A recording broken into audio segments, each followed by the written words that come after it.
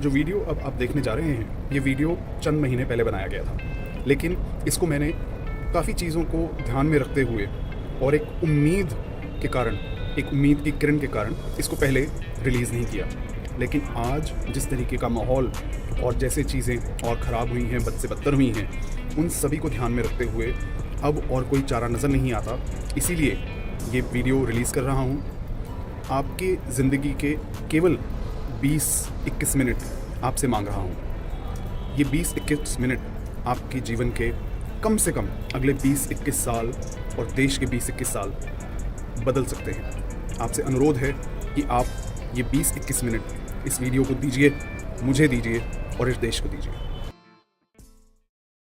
ये बहुत ही ज़रूरी वीडियो मैं बना रहा हूँ एक संदेश देने के लिए। आज हर तरीके से लोगों की आवाज़ को दबाया जा रहा है। ये जो सरकार पूरे देश को मणिपुर बनाने में आज उतारू है, उसके इस नापाक इरादों को हम रोक सकें। डिमोनेटाइजेशन हो, जीएसटी हो, लॉकडाउन हो, कोविड हो, यहाँ पे इस सरकार के कारण ही लाखों लोगों ने अपनी जान गंवाई। क्या ऐसी सरकार को एक भी दिन और सत्ता में रहने का हक है? ऐसा लगता है कि ये सरकार बनाई ही सिर्फ लूट खसूट के लिए गई है। आज देश भर में नौकरियां नहीं हैं, किसान खुदकुशी कर रहे हैं। दूसरी तरफ ये सरकार लाखों करोड़ के कर्जे कॉर्पोरेट घरानों को माफ कर रहे हैं। आज की ये जो आपकी जंग है, लड़ाई है, ये 90-10 की लड़ाई है। All we need is peace. तो कभी कभी शांति के लिए, पीस के लिए प्रयास करना पड़ता है, संघर्ष भी करना पड़ता है, और तभी बदलाव की वो हवा चलेगी जिसकी आज इस देश को सख्त जरूरत है। आज रखड़ी का त्योहार है और सबसे पहले तो आप सभी को इस त्योहार की बहुत बहुत शुभकामनाएं। आज के इस दिन ये बहुत ही जरूरी वीडियो मैं बना रहा हूँ एक संदेश देने के लिए सभी भाइयों को और सभी बहनों को देश भर में। मेरा संदेश देश भर के भाइयों और बहनों दोनों को है, और संदेश ये है कि आज वक्त आ चुका है कि आप अपने कर्तव्य को निभाएं। मणिपुर में जिस तरीके का दुष्कर्म हमारी उन 2 बहनों के साथ हुआ, और ना जाने कितनी और बहनों के साथ हो चुका है, क्योंकि मणिपुर के चीफ मिनिस्टर खुद अपने मुंह से कह चुके हैं कि इस तरीके के तो बहुत हादसे हो चुके हैं। तो अगर हम चाहते हैं कि इस तरीके का और वाकया, इस तरीके के और हादसे कहीं पे भी ना हो, मणिपुर में या कहीं पे भी देश में ना हो, तो आज सभी भाइयों को हाथ पकड़ के एक दूसरे का सड़क पर उतरना होगा, आंदोलन करना होगा, एक लहर चलानी होगी, ताकि ये जो सरकार देश को, पूरे देश को मणिपुर बनाने में आज उतारू है, उसके इस नापाक इरादों को हम रोक सकें और अपनी बहनों को वो सुरक्षित जीवन और शांति दे सकें जिसकी इस देश का संविधान हम सभी को एक गारंटी देता है। आज हर तरीके से लोगों की आवाज को दबाया जा रहा है, और चाहे वो आवाज आपकी अपने घर के बाहर हो, या वो आपके आजान की आवाज हो, या वो आपके सोशल मीडिया पर बोलने की ताकत हो या इच्छा हो, या वो आज संसद में हमारे सांसदों की भी आवाज क्यों ना हो, हर आवाज को ये सरकार दबाने में लगी है। तो अगर सरकार ये काम करेगी तो हमें किसी बाहर वाले की जरूरत ही क्या है? डिमोनेटाइजेशन हो, जीएसटी हो, लॉकडाउन हो, कोविड हो, यहाँ पे इस सरकार के कारण ही लाखों लोगों ने अपनी जान गंवाई। तो अगर सरकार इस देश के लोगों की दुश्मन बन जाए, तो क्या हम सिर्फ खड़े देखते रहें? और कब तक? और हम कितना इस देश को बर्बाद होने दें और किस हद तक गिरने दें कि कुछ करने को रह ही ना जाए? आप गुजरात में गिरे हुए उस पुल को ले लीजिए, या उड़ीसा में हुई वो रेल घटना को ले लीजिए। हर जगह, हर प्रांत में ऐसे हादसे हो रहे हैं जो केवल और केवल सरकार के निकम्मेपन और जानबूझकर वहां पैसा ना खर्च करने के कारण है जहां उसकी जरूरत थी, और इसका भुगतान इस देश की जनता को करना पड़ रहा है, और भुगतान भी अपनी जिंदगी से। तो मैं आपसे पूछना चाहता हूँ, क्या ऐसी सरकार को एक भी दिन और सत्ता में रहने का हक है? मुझे तो इस देश के सैनिकों पर हैरानी होती है। आप कितने ही बार अपने साथियों को गवा चुके हैं इस सरकार की नीतियों के कारण। पुलवामा में जो हुआ, हमारे 40 जवान बिना बात के शहीद हुए, और ऐसे शहीद हुए कि उनके शरीर के अंग भी ना मिले, और वो सिर्फ इसलिए कि न केवल इस सरकार ने हमारे जवानों को वो हवाई जहाज नहीं दिए जिसकी सख्त जरूरत थी। इस देश में प्रधानमंत्री के लिए नए जहाज खरीदने के लिए हमारे पास 8-9 हजार करोड़ हैं, लेकिन हमारे जवानों को एक जगह से दूसरी जगह सुरक्षित पहुंचाने के लिए हमारे पास हवाई जहाज भी नहीं है। कुछ लोगों का कहना यहाँ तक है कि ये सब कुछ जान के करवाया गया। कैसे 350 किलो RDX इतने दिन भारत में घूमता रहा और किसी भी एजेंसी को कोई खबर नहीं आई। और इस षड्यंत्र का फायदा किसको हुआ? इस षड्यंत्र का फायदा इसी सरकार को हुआ, क्योंकि उसने उन फौजियों की मौत को चुनाव का मुद्दा बनाया और लोगों में एक रोष भरा, एक घिनौना खेल हमारे फौजियों की लाशों के ऊपर खेला गया और वो खेल सत्ता को अपने जेब में रखने का खेल था और उसका भुगतान आज और फौजी कर रहे हैं, आज पूरा देश कर रहा है। तो मैं ये सोचता हूं कि हमारे फौजी भाई भी कैसे हैं कि आप इतनी बड़ी घटना में जिसमें आपके 40 भाई शहीद हुए, उसके बावजूद आपको गुस्सा नहीं आता, आप उस बारे में कुछ करते नहीं हैं। आज देश भर में लोगों को इस तरीके से पीड़ित किया जा रहा है कि उनके सभी संवैधानिक राइट्स उनसे ले लिए गए हैं, लेकिन आप खड़े देख रहे हैं। हमारे फौजियों को तो शायद इस चीज का भी दुख नहीं है कि उन्हीं के एक भाई की बीवी के साथ मणिपुर में ये घिनौना काम हुआ है। वो बेचारा जो कि कारगिल में हमारे देश के लिए हमारे बाकी फौजियों के साथ लड़ा, दुख से उसको ये कहना पड़ा कि मैंने देश को तो बचा लिया लेकिन मैं अपनी खुद की बीवी को ना बचा सका। इसी तरीके का एक हादसा हमारे फौजी के पिता के साथ हुआ। उस समय वो फौजी सेवा में तैनात था और यहाँ उसके पिता को देश के स्टेट होम मिनिस्टर का बेटा अपनी गाड़ी से कुचल रहा था। तो मैं जानना चाहता हूँ कि आप लोग कब जागेंगे, आप लोग अपने कर्तव्य का पालन कब करेंगे। मेरा सवाल भारत के सभी लोगों से भी है कि आप अपनी नींद से कब जागेंगे और कितने लोग मरेंगे तब जाके आपको होश आएगा, क्योंकि आप ऐसा लगता है कि अपना होश गवा के बैठे हुए हैं। डिमोनेटाइजेशन में कितने लोग मरे, कोविड में बिना ऑक्सीजन के कितने लोग मरे, और उसके बावजूद सरकार ने देश की संसद में यह कहा कि ऑक्सीजन की कोई कमी नहीं हुई, और आप इन सारी चीजों को अपने कितने रिश्तेदारों को गंवाने के बावजूद आपको कुछ फर्क नहीं पड़ा, ऐसा लगता है। और इसीलिए एक के बाद एक इस देश में हादसे होते जा रहे हैं, चाहे वो गुजरात में एक ब्रिज का गिरना हो या बालासोर उड़ीसा में जो बहुत ही दर्दनाक रेल दुर्घटना हुई, जिसका मूल कारण ये था कि जहां पैसा खर्चना था, जहां ध्यान देना था, वहां हमारी सरकार की मिनिस्टर और हमारी सरकार की मिनिस्ट्री और हमारे सरकार के तंत्र, उनका ध्यान है नहीं। ऐसा लगता है कि ये सरकार बनाई ही सिर्फ लूट खसूट के लिए गई है, और वो लूट इतना लिया गया है कि आज देश भर में नौकरियां नहीं है, देश भर में किसान खुदकुशी कर रहे हैं, और दूसरी तरफ ये सरकार लाखों करोड़ के कर्जे कॉर्पोरेट घरानों को माफ कर रहे हैं। ऐसा लगता है कि उनके लिए एक रेड कारपेट, एक पायदान बिछा दिया गया है कि ये सरकार सिर्फ 10% लोगों के लिए काम करेगी। तो मेरा कहना है कि आज की ये जो आपकी जंग है, लड़ाई है, ये 90-10 की लड़ाई है। 90% भारत जिसको कि बेहाल कर दिया गया है, जिसको खाली कर दिया गया है, और 10%, शायद वो 10 से भी कम हो, लेकिन 10% जो इस सरकार के कारण फल फूल रहा है और बहुत पैसे कमा रहा है, बढ़ता ही जा रहा है। आज 90% भारत को सड़कों पे आना पड़ेगा, आज 90% भारत को अपनी बेटियों को बचाना पड़ेगा, आज 90% भारत को इस देश को बचाना पड़ेगा, वरना इस देश की हालत मणिपुर जैसे बनने में कोई बहुत ज्यादा वक्त नहीं लगेगा। तो आपको अगर जरा सी भी चिंता अपने लिए, अपने देश के लिए, अपने परिवार के लिए, अपने पड़ोसियों के लिए, परिजनों के लिए है, तो आज जागिए, आइए मिलकर हम इस भारत को, अपने देश को बचाएं। ये जंग हमें इकट्ठे मिलकर लड़नी पड़ेगी, और मुश्किल नहीं है। आपने देखा कि जब भी लोग इकट्ठे हुए तो वो चाहे कोई भी सरकारी तंत्र हो, उसको पीछे हटना पड़ता है, और आज आपको और कोई चारा नहीं है, वरना आपको चारे के जैसे ये लोग निकल जाएंगे। और ये ठीक उसी तरीके से किया जाएगा जैसे देश का लाखों करोड़ जो है ये सरकार गबन कर चुकी है। आपको अभी तक शायद पता भी नहीं चला कि देश का जो कर्जा है, हर भारतीय के ऊपर जो कर्जा है वो कितना बढ़ चुका है, दुगने से ज्यादा हो चुका है, और ये केवल पिछले 9 सालों में। तो आज आपको समझना पड़ेगा कि ये सरकार अपने साथ की उन लोगों को, जिनको वैसे ये लोग मीडिया कहते हैं या आप लोग मीडिया कहते हैं, जो कि अदरवाइज प्रोपेगेंडा चैनल्स हैं, वो आपके सामने सच आने ही नहीं देते। आपको हिंदू, मुस्लिम, माइनॉरिटी और ये और वो और पाकिस्तान और ये और यहाँ का और वहां का लड़ाई झगड़ा, उसी में आपका दिमाग फंसा के रखते हैं। आपके अंदर इतना जहर भरने की कोशिश करते हैं कि आप असली मुद्दों के बारे में सोच भी ना सकें। बात करने की तो बात दूर है। घर घर में इन्होंने आज प्यार की बजाय दंगा पहुंचा दिया है। हर घर जो है तिरंगा नहीं आ रहा, लेकिन हर घर में दंगा आ जा रहा है, और जिसके कारण इकोनॉमी का बहुत भारी नुकसान हो रहा है।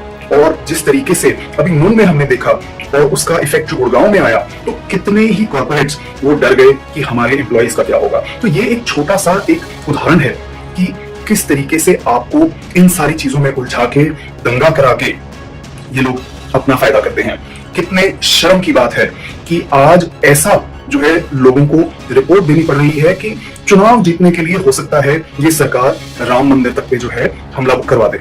आप सोच सकते हैं कि किस स्तर पे हम आज पहुंच चुके हैं और ये सरकार आपको ले आई है। तो आज आप ये फैसला कर लीजिए कि क्या आप अपने बच्चों का अच्छा भविष्य चाहते हैं, आप साफ हवा लेना चाहते हैं, आप एक ऐसे माहौल में रहना चाहते हैं जहां पे कि सबका बढ़ोतरी हो सके, या आप एक ऐसे माहौल में रहना चाहते हैं जो कि पूरा देश मणिपुर बना दिया जाए। मणिपुर में 5000 से ज्यादा सोफिस्टिकेटेड वेपन्स चोरी हुए, तकरीबन 6000, जिसमें AK-47 राइफल्स और मशीन गन्स और कार्बाइन्स ऐसे ऐसे हथियार हैं जो कि आर्मी और मिलिट्री यूज करते हैं। मोर्टार्स और ग्रेनेड्स हैं उसमें, और 6 लाख गोलियां हैं। आप सोच सकते हैं कि इससे पूरे देश में कितनी तबाही मचाई जा सकती है। लेकिन क्या आप ये भी सोच सकते हैं कि ये तबाही सबसे पहले किसको इफेक्ट करेगी? मणिपुर में लोगों को तो मारा ही जा रहा है, लेकिन आज फिर हमारे जवानों की जिंदगी जो है वो खतरे में आ गई है, क्योंकि पहली गोली जब लगेगी तो वो जवान पे चलेगी। तो पुलवामा से लेके आज मणिपुर, फिर हमारे जवानों की जिंदगी खतरे में है। और सबको साथ, किसान, जवान जो कि जवान लोग हैं जिनके पास नौकरियां नहीं हैं, ऐसे हमारी बहनें जो सुरक्षित नहीं है, आप सभी को साथ उतरना पड़ेगा। आप मेरे पीछे LIC का बोर्ड देख सकते हैं, और LIC और ना जाने कितनी और ऐसी पब्लिक कंपनीज जो कि बहुत मुनाफे में थी, उनको बर्बाद कर दिया गया है। न केवल उनको बर्बाद कर दिया गया है, आज हर तरीके से, हर जगह से आपको निचोड़ा जा रहा है। पब्लिक कंपनीज को बर्बाद करके प्राइवेट घरानों को इतना ज्यादा मुनाफा दे दिया गया है कि एक तरीके से ऐसा लगता है पूरे देश को उनके हवाले कर दिया गया है या बेच दिया गया है। और हर चीज उसके दम पर महंगी कर दी गई है। न केवल उसके दम पर, बल्कि एक आतंकवाद जो फैलाया गया है उसके दम पर हर चीज को महंगा किया जा रहा है। और आप कुछ बोल नहीं पा रहे, कुछ कर नहीं पा रहे, क्योंकि आप अपने रोजमर्रा के एक ऐसे उलझन में फंसे हुए हैं कि आज 80 करोड़ लोगों को मुफ्त का राशन जो सरकार कहती है वो दे रही है, उस पर गुजारा करना पड़ रहा है। और कोई भी अगर आवाज उठाता है, कुछ करता है, तो उस पर डंडे बरसाए जाते हैं और उसको न जाने क्या क्या कहा जाता है, लोगों को जेल में भर दिया जाता है। तो इस सारे का हमें समझना होगा कि इस सारे को आज बदलने की जरूरत है और एक इतिहास नया रचने की जरूरत है। G20 के लिए आज दिल्ली में कितनी जगह इस तरीके की रोशनियां लगाई गई हैं, टिमटिमाते बल्ब, लेकिन देश भर में कितने ही घरों की रोशनियां बिल्कुल बंद कर दी गई, घरों के चिराग उजाड़ दिए गए, घरों की संतानें आज सड़क पर भीख मांगने को मजबूर हैं, बच्चों को बेचकर कुछ लोग अपना काम चला रहे हैं, बच्चों को अनाथ आश्रम में डालकर कुछ लोग उनको जिंदा रख पा रहे हैं। देश में बढ़ता हुआ क्राइम, हर तरफ बढ़ता हुआ क्राइम, और उस तरफ एक झूठी छवि देश की बनाने की कोशिश करी जा रही है। लेकिन इनको लगता है कि सारी दुनिया मूर्ख है, यहाँ का जो प्रोपेगेंडा चैनल है वो तो जो मर्जी करते रहे, लेकिन अभी बाकी देशों में इतनी दलाली नहीं है। तो वो जानते हैं कि भारत की असली हालत क्या है, और इससे पहले कि ये हालत उस तरफ पहुंच जाए, उस जगह पहुंच जाए जहाँ पे कि एक बारी फिर आपको सांस लेने का भी मौका ना मिले, एक बारी फिर आपको नदियों में लाशें बहती नजर आए, उससे पहले ही इस बारी हमें इसका संज्ञान लेना होगा, इसको यहीं पे रोक लगानी होगी। वैसे तो G20 के लिए इस सरकार का जो PR कैंपेन है, जो इसका एजेंडा कैंपेन है, प्रोपेगेंडा कैंपेन है, वो one earth, one family, one future का है। लेकिन ये सरकार आज इस देश में क्या कर रही है? ये इस देश को खंड खंड कर रही है, इस देश के लोगों में आतंक फैला रही है, और इस देश के लोगों को इस कगार पे, और इस देश को भी इस कगार पे लाके खड़ा कर दिया है कि इसका बहुत ही भयानक अंत होगा। और अगर आप इस गलतफहमी में हैं कि ये जो नफरत है, ये जो आतंक है, ये केवल एक समुदाय या एक धर्म विशेष के लोगों के खिलाफ है, तो आपको पूर्व कानून मंत्री किरण रिजिजू का वो बयान सुन लेना चाहिए, जिसमें वो बड़े खुले तरीके से लोगों को धमकी दे रहे हैं कि किसी को नहीं बख्शा जाएगा। और इस किसी को में वो हर कोई इंसान है जो इस सरकार के खिलाफ आवाज उठाता है, या जो हमारे हक में, हमारे भले में जो चीजें हैं उनकी जरूरत है उसके लिए आवाज उठाता है, या वो इस देश में चल रहे इस आतंकवाद या जो इस सरकार और इस सरकार के साथ जुड़े संगठनों ने एक नरसंहार की तैयारी कर रखी है उसके खिलाफ जो भी आवाज उठाता है। तो ये आप कतई अपने दिमाग में मत रखिएगा कि आप बच जाएंगे, हर कोई इसकी चपेट में आएगा। जिस तरीके से कोविड में लाखों लोग मरे और उसमें किसी का ऐसे नहीं हुआ कि आप किसी एक समुदाय से हैं तो आप या आपके परिवार वाले बच गए, या आप किसी एक धर्म से हैं तो आप बच गए। इस सरकार की विफल नीतियां और इस सरकार की जो प्लानिंग है वो हम सभी को बराबर ही चपेट में लेगी। इस सरकार का मकसद है इस देश को ईरान या अफगानिस्तान में तब्दील कर देने का। आज दुख होता है कि आज के भारत में बच्चों को स्कूलों में पढ़ाई की बजाय लड़ाई का सामना करना पड़ रहा है। छोटे छोटे बच्चे जो कि पहले इतने खूबसूरत सारे जहां से अच्छा ये हिंदुस्तान हमारा या जनगण मन के वीडियो बनाते थे, आज वो छोटे छोटे 5 साल 7 साल के बच्चे दूसरी कौम के लोगों को मारने के बारे में वीडियो बना रहे हैं, और उसके बावजूद ये सरकार उस पर कुछ नहीं कर रही। बच्चों का, बच्चियों का स्कूल जाना, कॉलेज जाना, यूनिवर्सिटी जाना दूभर हो गया है। और इसी भारत में, इस भारत की राजधानी तक में लोगों को, दूसरे कौम के लोगों को मारने की शपथ तक दिलाई गई। भारतवर्ष से कितने वीडियो आ चुके हैं कि छोटे छोटे बच्चों तक को एक हिंदू राष्ट्र बनाने के लिए दूसरी कौम को मारने और खुद मरने की शपथ दिलाई जा रही है। तो आज हम इस कतार पे खड़े हैं। भारत से बेहतर दुनिया में अनेकता में एकता का प्रतीक और कोई नहीं हो सकता, और उसी प्रतीक को आज बहुत ज्यादा हानि पहुंचाई जा रही है। तो हमें जरूरत है कि हम उस दिशा में जहां जा रहे हैं उसको रोक लगाएं और वापस उस दिशा में आए जहां पे अलग अलग तरीके के लोग, अलग अलग समुदाय के लोग, अलग अलग धर्म के लोग सभी मिलकर साथ रहते हैं और साथ मिलकर भारत को आगे बेहतर पथ पर, बेहतर जगह ले जाने के लिए कार्यरत रहते हैं। मेरे पीछे इस दीवार पे बहुत ही खूबसूरत और जरूरी मैसेज लिखा है, all we need is peace. तो कभी कभी शांति के लिए प्रयास करना पड़ता है, हाथ एक के साथ एक जोड़ के प्रयास करना पड़ता है, संघर्ष भी करना पड़ता है, और तभी बदलाव की वो हवा चलेगी जिसकी आज इस देश को सख्त जरूरत है। तो ये आह्वान आप सभी को कि आए, हम सब मिलकर अपना कर्तव्य निभाएं और इस देश का भविष्य बदलें। तो मैं उम्मीद करता हूँ कि देश की दशा को बदलने के लिए आप साथ आएंगे और इस संघर्ष में अपने साथ, अपने परिवारजनों को, अपने दोस्तों को, अपने कोलीग्स को, सबको लेकर एक साथ मैदान में उतरेंगे और हम इस देश को एक नया अच्छा भविष्य प्रदान कर पाएंगे।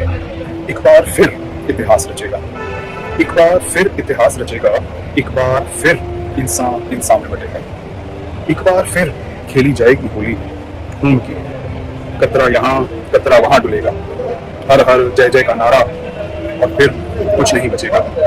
एक बार फिर इतिहास रचेगा, एक बार फिर इतिहास रचेगा, एक बार फिर साथ देगी खाकी, कोई सबूत ना रहेगा बाकी। एक बार फिर साथ देगी खाकी, कोई सबूत ना रहेगा बाकी। जो मरा कटा जला लुटा वही फंसेगा, रौंद देंगे उसकी होंद को, रौंद देंगे उसकी होंद को, उसी के घर जब बुलडोजर भी चलेगा। एक बार फिर इतिहास रचेगा, एक बार फिर इतिहास रचेगा, मदारी बैठ देख तमाशा हंसेगा, मदारी बैठ देख तमाशा हंसेगा, अपने नोट गिनेगा अगला खेल रचेगा।